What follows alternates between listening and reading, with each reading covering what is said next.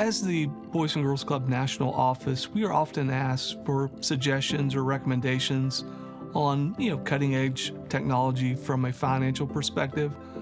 We have had the opportunity to share the RAMP solution with colleagues across the country so they could see firsthand of the efficiencies and impact and improved controls that can be utilized through RAMP. A few that are top of mind would be the integration with our HR information system has created a significant time savings for our finance team. It allows us to really focus on more value-added activities. Another opportunity was related to late reporting of expenses from some of our cardholders historically. That has really been driven away through the utilization of the RAMP auto lock feature. So after 30 days, cards are temporarily deactivated until those missing receipts or coding are provided.